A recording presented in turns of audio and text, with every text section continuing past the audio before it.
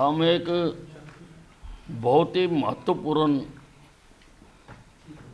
जो प्रदेश में एक जुर्म हो रहा है, कबूतरबाजी की जो घटनाएं हो रही हैं, लोग अपनी ज़मीनें बेच कर एजेंटों के चंगुल में फंस रहे हैं। उसको देखते हुए मैंने एक पहले एसआईटी बनाई थी भारती अरोड़ा आईजी के नेतृत्व में 2 जून 2020 को, और 30 नवंबर 2021 को उन्होंने अपनी रिपोर्ट दे दी थी।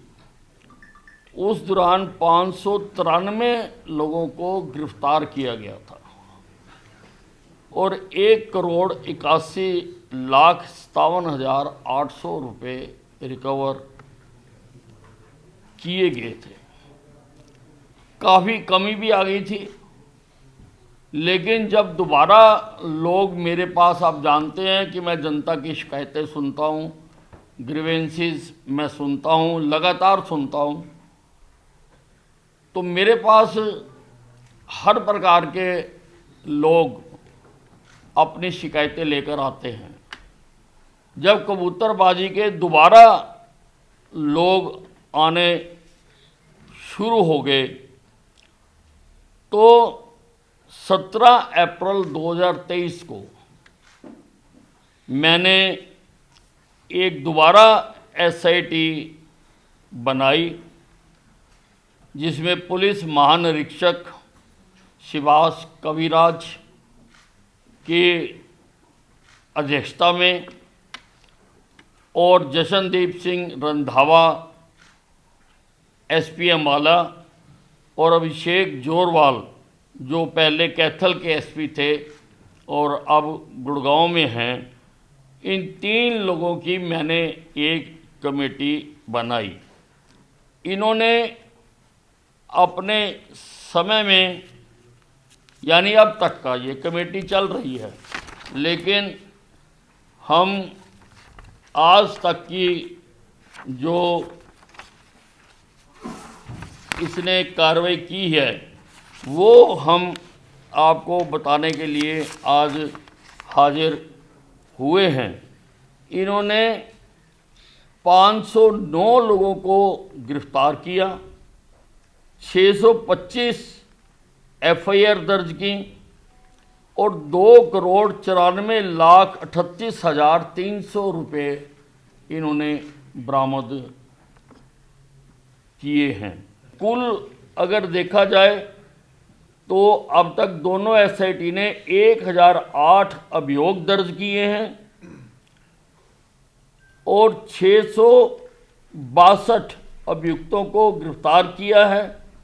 और 4,95,96,100 रुपये ये रिकवर किए गए हैं। हम अगर मैं ज़िला वाइज भी आपको बताना चाहूँ तो अम्बाला में 182 जो पुरानी एसआईटी थी और इस बार 196, यमुनानगर में 63, इस बार 33, कुरुक्षेत्रा में पहली वाली कमेटी में 156, इस बार 90, पानीपत में पहले वाली में 29, इस बार 18, रोहतक में पहली बारी में 4, इस बार 6, झज्जर में पहले भी 0 अब भी 0, भिवानी में पहले 0 अब 1, दादरी में अब 1 पहले 0, सोनीपत में अब 3 पहले 4, पंचकुला में अब 11 पहले 8, करनाल में अब 48 पहले 76, कैथल में अब 78 पहले 67, रिवाड़ी में पहले भी 0 अब भी 0, पलवल में पहले भी 0 अब भी 0, नारनौल में पहले 1 अब 0, नूह में पहले 2 अब 0, फरीदाबाद में पहले 1 अब 0, गुड़गांव में पहले 1 अब 0, हिसार में पहले 7 अब 3, सिरसा में पहले 3 अब 0, डबवाली में पहले 0 अब 0, जींद में पहले 25 अब 5 और हांसी में पहले 2 अब 0, फतेहाबाद में पहले 8 और अब 2। तो ये सारा इसका राह है। इससे बचने के लिए हम एक कानून बनाने जा रहे हैं। ये ट्रैवल एजेंटों के लिए और ये जो एजेंसियां हैं, ये जो बाहर भेजने का काम करती हैं, ये रजिस्ट्रेशन एवं regulation of the travel agencies act हम बनाने जा रहे हैं और उम्मीद है कि इसी सेशन में वो बनकर पास हो जाएगा। क्योंकि ऐसा महसूस किया गया कि इतना बड़ा अब्यूज़ हो रहा है, तो इसको रेगुलेटर करने के लिए कोई ना कोई अथॉरिटी होनी चाहिए,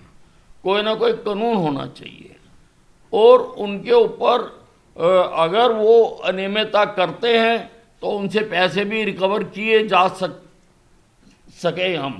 कर सकें और इसकी गाइडलाइंस बने, बाकायदा इसके रूल्स बनाएंगे हम। एक्ट पास होने के बाद रूल्स बनाएंगे कि क्या तरीका है, कैसा हम और भी अध्ययन करेंगे, बाहरले प्रदेशों में भी अगर कहीं होगा तो वहाँ से भी अध्ययन करेंगे कि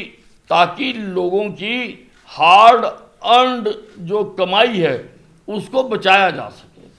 आज तो बुरी तरह से लुट रहे हैं, कोई तौर तरीका नहीं है। 60-60 लाख रुपए बिना लिखत के और बिना उसके किसी प्रकार के दे रखे हैं। तो क्योंकि लोग जाना भी चाहते हैं, हम किसी को रोकना नहीं चाहते हैं, लोग जाना चाहते हैं, लेकिन वो लीगल तरीके से जाएं, इसके लिए हम एक अथॉरिटी बनाने जा रहे हैं। एक हेल्पलाइन नंबर है, ये नोट कर लें, 8053003400। ये हेल्पलाइन नंबर है। अगर इस हेल्पलाइन नंबर पर भी पड़ता है, SIT को डायरेक्ट एप्लीकेशन आती है या कहीं भी जाती है तो वो हम SIT के थ्रू करते हैं, क्योंकि सारा सिस्टम इसमें एक कमेटी तो बनाई हुई है, 3 SP हैं, लेकिन बाकी सारी पुलिस की भी मदद ली जा सकती है, उनको भी इन्वॉल्व किया जा सकता है ताकि इनको करा जाए। और मैं समझता हूँ कि इतने कम पीरियड में और इतने 509 आदमियों को गिरफ्तार करना